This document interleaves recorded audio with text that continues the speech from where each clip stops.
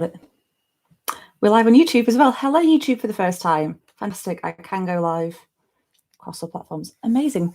So, hello, everyone.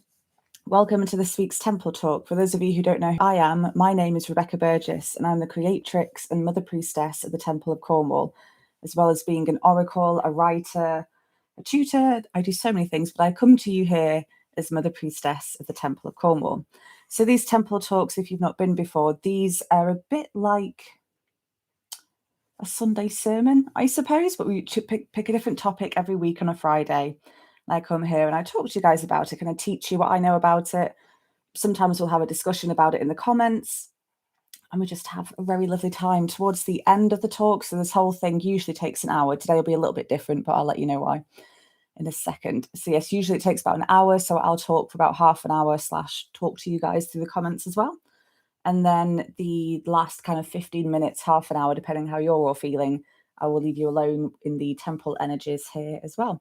But today's a bit different because if you haven't noticed already, I've got a new puppy. Isn't she so cute? So she's needing constant attention and affection, which I'm more than happy to give. So it's going to be a shorter temple time today because I was hoping she'd be napping by now, but she's decided today's not the day for naps. Today's the day to bite everything. So, oh no, she might be falling down for a nap. Anyway, it's going to be about half an hour because I have a new dog to look after. So we will see how it goes with her. But yeah, she's lovely, called Clementine, and she's like a little mixed breed. She's only 8 weeks old. But yes, so this week's topic is all about the energies of the full moon, not this full moon in particular, because this is wild and crazy and amazing, but just the full moon in general. So I am no astrologer by any means. I know kind of where my placements are in my chart. I think I kind of know what most of them mean. I know I am predominantly fire with a lot of air, smidge of earth, and my one water sign is Scorpio, which, if you know me, that all makes such complete sense. So that is kind of the breadth of my astrological sort of knowledge. But I do work with the moon a lot. So for many years before I became a priestess, I was and still am a witch. And as a witch, I work predominantly with the moon. So, I'll cast certain spells or rituals at different aspects of the moon. So as I'm sure you'll all know, the moon does have different aspects. It goes through a cycle from, I've always got to remember this. So from full to waning to new to waxing. And there's different aspects between each of those as well. And each moon does fall into a different zodiac sign each time as well. So this month it is the full moon in Taurus eclipse even. But like I said, this isn't about this full moon. It's about full moons in particular. So full moons, for me, they are the most special. Now, each aspect does have its own beauty and its own energies that are so delicious to work with, but I really resonate with the full moon because it's so wild in my eyes. It's the wild energy that really comes out of the full moon. There's that the phrase or the word lunatic comes from lunar because everyone goes a little bit crazy during the full moon. And there's still like modern day stories of in like mental health wards and units where the kind of everyone's behavior kind of gets turned up a notch at a full moon, and that's all the nurses and doctors that kind of recognize that as a thing. And even policemen as well, that they'll be more busy during a full moon. And you'll probably find as well you'll be much more called to action at this time of month, depending if you're somebody with a uterus, then you'll find that you will have different cycles. So you might be more called to action at the new moon if that's when your bleed is. You might be called to surrender at this time if this is when you're ovulating. It all depends on your own personal cycle as well. But generally, this is the time where we're called to, I like to think of it as inspired action. We're not just, manically running around trying to do everything and get everything done because, God, when the moon starts waxing, we're going to be screwed. We're going to have no energy left, blah, blah, blah. This is all fun. It's very feminine, very flirty, very inspired action, surrendering into the will of the divine and following through on the will of the divine.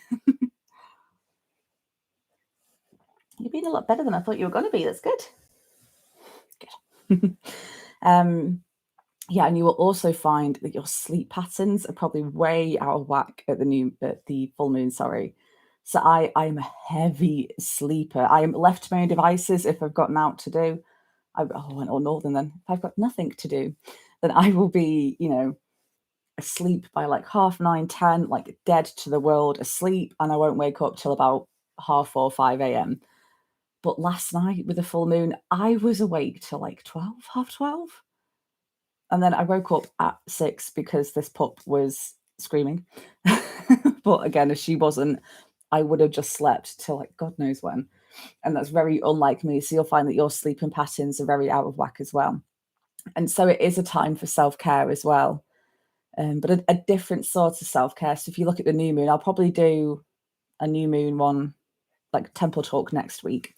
If I'm doing one next week, what's my calendar? I can't see from here. But yes, the new moon is very, void energies, very dark, goddess, divine feminine energies. So it's a different sort of self-care there. The full moon calls for sort of what could be deemed frivolous self-care, I suppose. So this is the time to go out dancing, if that's self-care for you, really kind of move your body, get flirty with yourself and others if you both so wish, but really love yourself in a flirtatious way. Really get into your sensuality at this time, because it is again, depending on your cycle, but predominantly, this is the most perfect, ideal time to do just that. And if we look at, please don't eat my hair or my necklace. Sorry, everyone. How about we try having a nap? Would that be good? That would be so good. There you go. No. That's a sacred tool. You can't eat that. No. Well, I hope if we don't even get through a lot about the full moon, that this is thoroughly entertaining for you all. Where was I about the moon before my dog started eating my priestess necklace? Oh no. Yes, so the self-care that happens at this time of the month, again, depending on your cycle, if you're somebody who bleeds monthly, or has bled monthly in your life, apologies, then this is a real time to get flirty with yourselves. Oh, hello, Steph and Clementine. Say hello to you, Steph. Oh, there you go. Oh, she's ever so confused. She's not been in this room before, because everything in here is obviously quite sacred, and she's going through, as you know, Steph, she's going through a phase of biting everything. So I'm trying to not let her in this room so much. So she's a little bit confused. So if you missed the beginning, this is going to be a slightly shorter temple time, just because she's trying to eat everything and she's not had a nap yet and she's due one. But yes, so I'm trying to get through as much as I can about the full moon in like the next 20 minutes or so. So when it comes, self-care, that's what we're talking about. Self-care at the full moon is really a time to be sensuous in whatever way that means to you. I don't mean necessarily, make love to yourself all night, flirt with yourself in ways like that. I mean, whatever sensuous means to you. If that's having a nice hot long bath, perfect. If it is making love all night, perfect. Do that. It's whatever being sensuous means to you at this time. You need to stop eating my hair. I already have a hairdresser. Yes. So when it comes to the magic that we can weave at this time, the spells and rituals that we can cast, this is a perfect time for releasing, especially if you want to be really pedantic about it, which, to be fair, I'm not that pedantic most of the time. Some of the time, but not all of the time. But if you want to be really pedantic about it, depending at what time it falls, if you can catch the moon just as it's exactly full and then begins its waning into becoming a new moon, in a couple of weeks' time, that is the perfect time to do releasing rituals and letting go. So that can be a really simple and easy one for those beginners out there. And to be fair, it's a tried and true method. It's not just for beginners, is writing down anything you want to let go of. So for me this month, what would I want to let go of? I think overthinking has been my thing this month. So I would, with intention and with purpose in my own personal sacred space, which is over that way, I would write down on some paper, at this full moon, I release any attachments to overthinking. I release any cords that keep me in the state of overthinking and anxious thinking. anything else that I wish to let go of, I would also write underneath it. And then I've got a wee mini cauldron, and I would just light the piece of paper on fire and drop it into the cauldron. And usually you have to relight these things because they don't go all in one go, unfortunately. That'd be pretty cool. But they don't tend to, at least not in damp, wet Cornwall. Things take a little while to burn here. And then as it burns, and if there's smoke and the ash, you can all release that with the intention of further releasing any attachments to whatever it is you're letting go of. So the ashes, I would recommend scattering those somewhere outside of your property and your kind of general space. It can be just outside your front door, outside your garden if you've got a front garden. Or you can make a, designated trip out somewhere and place it as an offering. But whatever works for you, really.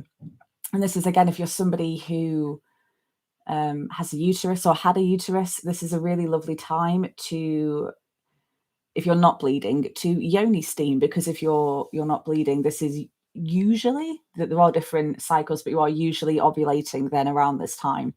And I always find that a really beautiful practice to yoni steam at this time, because it's, again, if you're on the feminine spectrum, it really helps you to connect. For me, it's always quite an ancestral thing. It really helps to kind of bring up, okay, what do my ancestors, what am I feeling from my ancestors? What am I healing for them and with them? What are the gifts that they bring me? It really kind of puts me in like a reconnection kind of mode with my ancestors. Because especially at the full moon, it's so easy to get lost in the action of life that sometimes, our spiritual practices might wane a bit because we're so kind of preoccupied with whatever is going on in our life, that it's we get a bit lost in the mundality of being a muggle, I suppose. Oh, good, she's sleeping. Oh, good. Oh, this has made me very happy. Where was I? Got so excited about my dog falling asleep. Yes, the mundality of life. I say mundality because there's magic to be found in every little corner of life.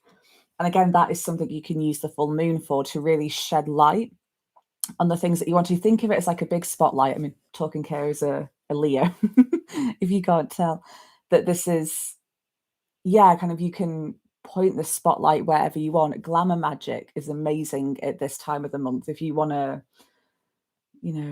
a spell to, or a ritual to lose weight so you're a slightly healthier size for you, whatever that is. If you want to, draw the attention of somebody, if you want to feel more confident, if you want to, anything to do with kind of feeling beautiful and feeling confident in your own beauty and your own unique beauty, this is a perfect time.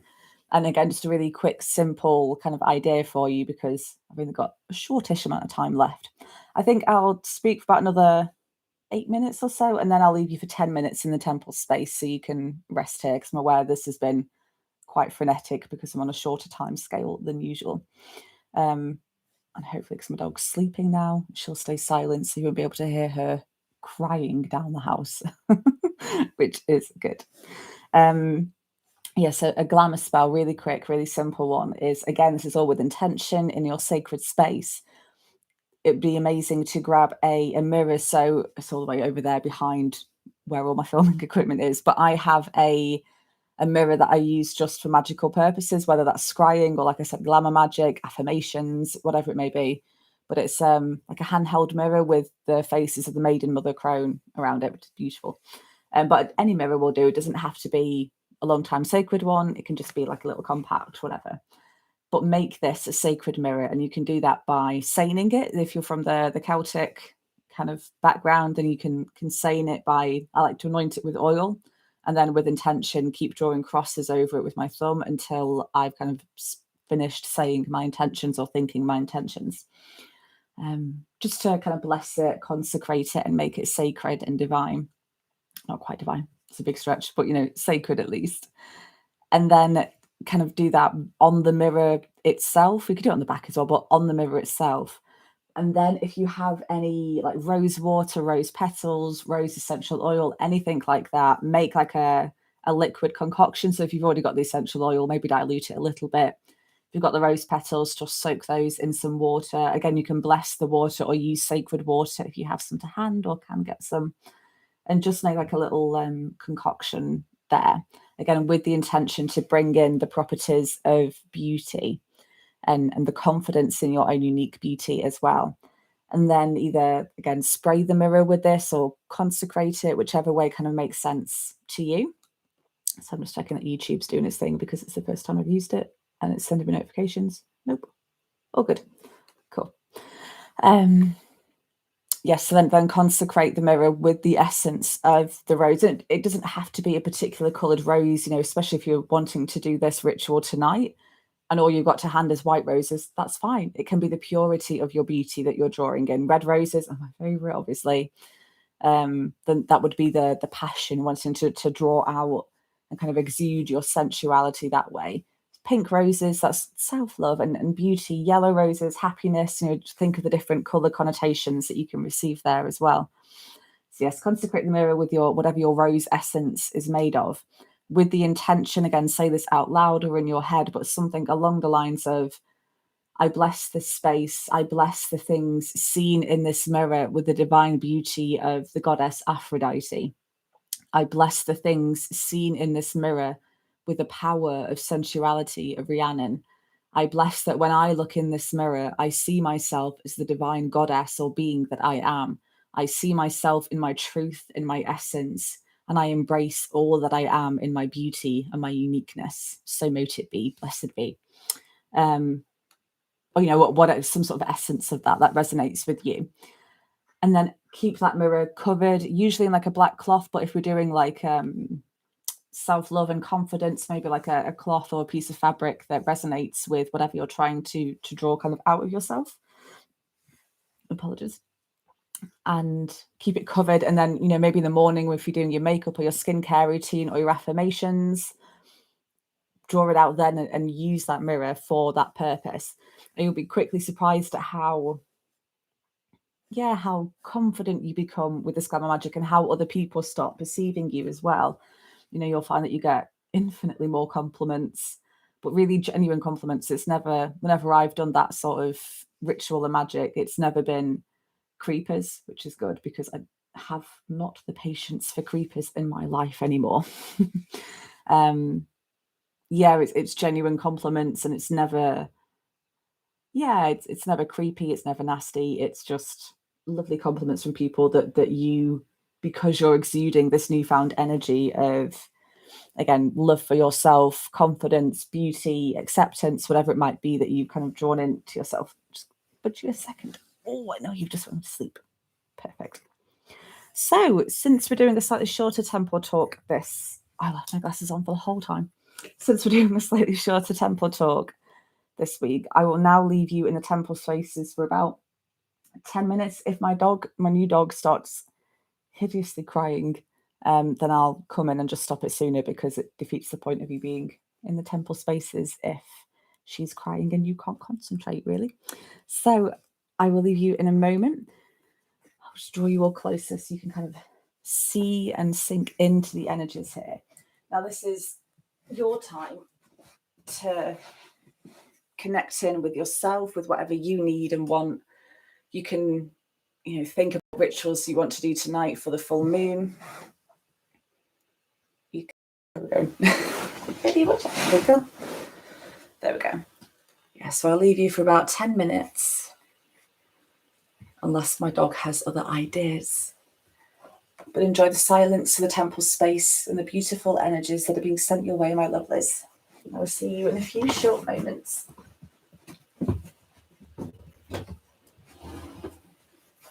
on, Billy.